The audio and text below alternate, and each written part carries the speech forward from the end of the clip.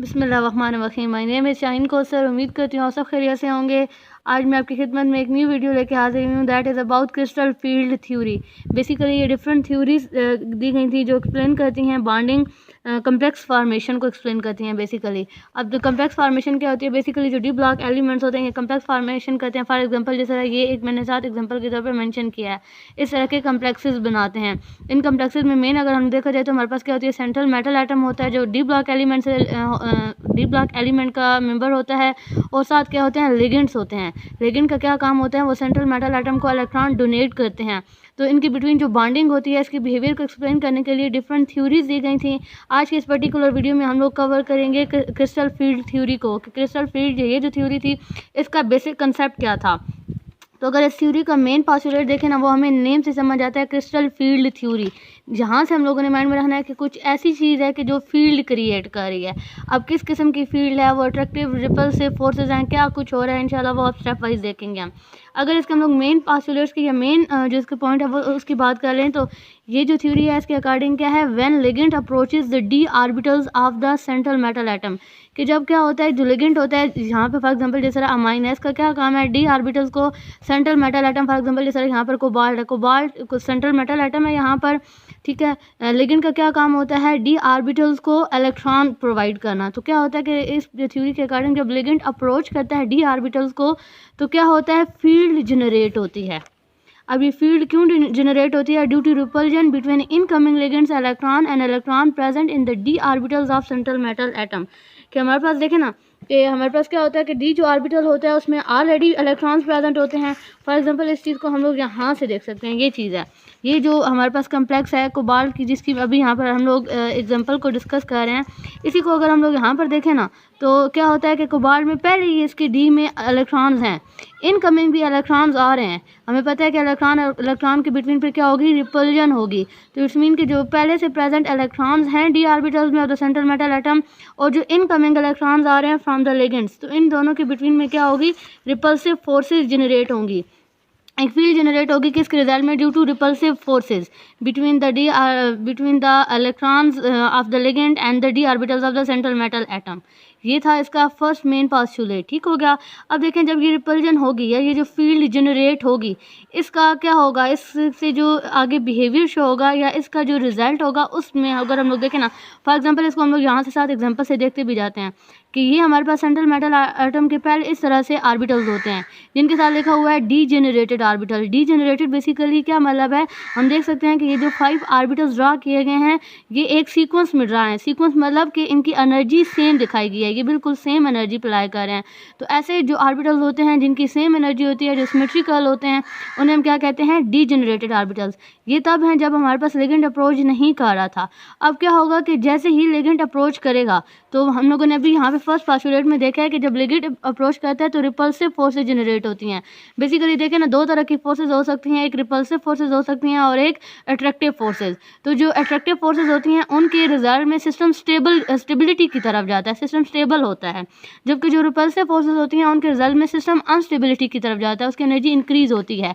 वही हम लोग यहाँ पर डायग्राम से देख सकते हैं कि जब हमारे पास क्या है, जो डी जनरेटेड ऑर्बिटल से उसको जब लिगेंड अप्रोच करेंगे तो इसी की एनर्जी देखें यहाँ पर इंक्रीज होगी। इसको अब अपर यहाँ पर शो करने का क्या मतलब है कि इसकी एनर्जी क्या होगी, अनस्टेबल होगी है, या हम कह सकते हैं कि इसकी एनर्जी इंक्रीज होगी है।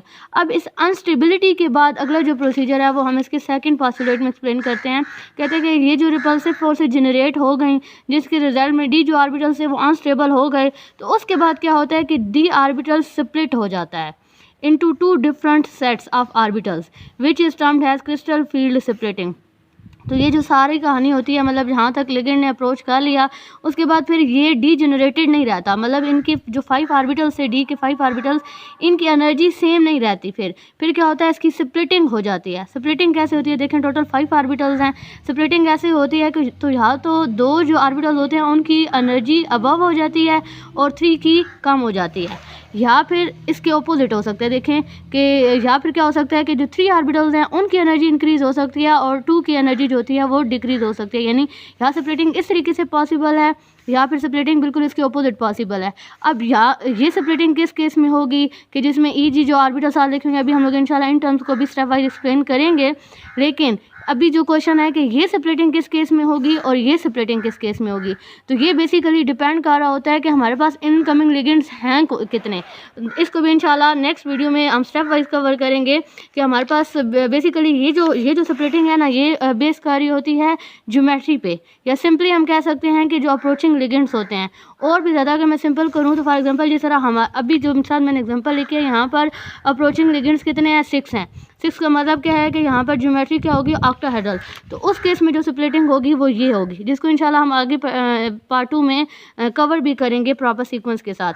और अगर जो इनकमिंग जो अप्रोचिंग लिगेंड्स होंगे वो हमारे पास क्या होंगे, 4 होंगे। या जैसे हम कह सकते हैं कि अगर हमारे पास टेट्राहेड्रल ज्योमेट्री होगी तो हमारे पास स्प्लिटिंग जो होती है वो कुछ इस तरीके से होती है। ये जो टेट्राहेड्रल और ऑक्टाहेड्रल की पर्टिकुलर स्प्लिटिंग है, इसको नेक्स्ट वीडियो में कवर करेंगे। आज की वीडियो का जो बेसिक पर्पज़ है वो ये है कि हम जो CFT से रिलेटेड जितनी बेसिक टर्म्स हैं उनको अंडरस्टैंड करने की कोशिश करें।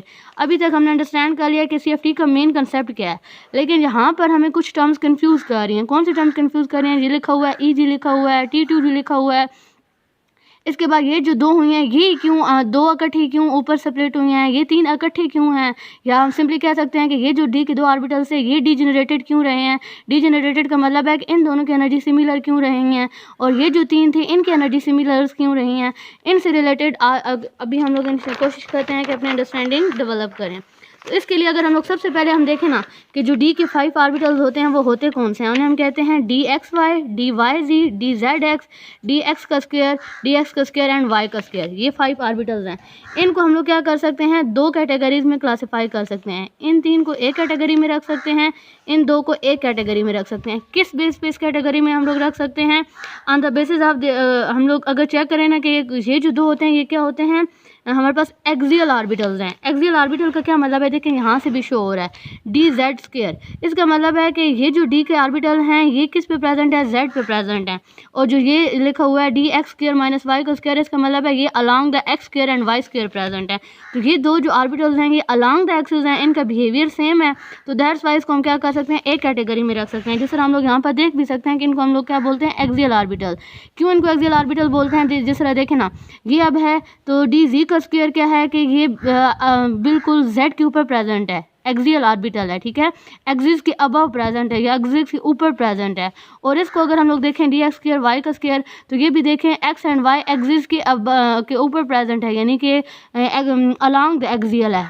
एक होता है बिटवीन द एक्सिस और एक होता है अलॉन्ग द एक्सिस। तो ये हम अलॉन्ग द एक्सिस देख रहे हैं, यानी कि बिल्कुल एक्सिस के ऊपर मौजूद होना।